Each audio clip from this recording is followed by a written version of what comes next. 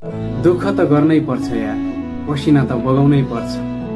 हातमा ठेला र पैतलाको छाला नउकिन्जेलसम्म मेहनत त गर्नै पर्छ। जिन्दगी जिउँदै गर्दा कठिनाइहरू आउँछन्। समय र परिस्थिति सँगसँगै बाध्यता र आवश्यकताहरू पनि आउँछन्। बेला बेलामा जिन्दगीले रुवाइरहन्छ, दुःख दिइरहन्छ।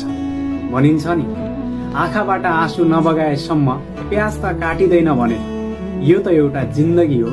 बेला बेलामा दुःख नपाएसम्म, कठिनाई नझेलेसम्म, बाध्यता र आवश्यकताको सामना नगरेसम्म यति सजिलै जिन्दगी कसरी कट्न सक्छ? भोलि सफलता पाउनु छ भने त्यो सफलताका लागि आज परित्याग त गर्नै पर्छ।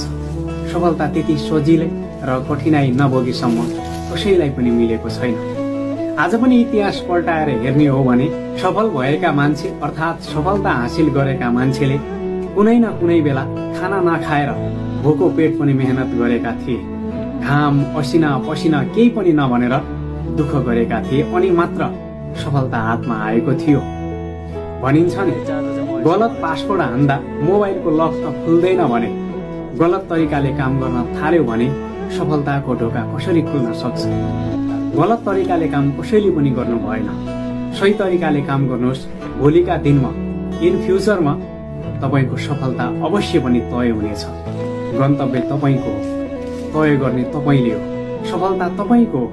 बीचमा आउने बाधा अडचन र कठिनाइलाई कसरी सामना गर्नुहुन्छ त्यो तपाईको तकदिरमा लेखिएको छ अनि तपाईको हात बजाएर मात्रै अगाडि बढ्ने हो। यस्तै मोटिभेसन भिडियोको लागि मलाई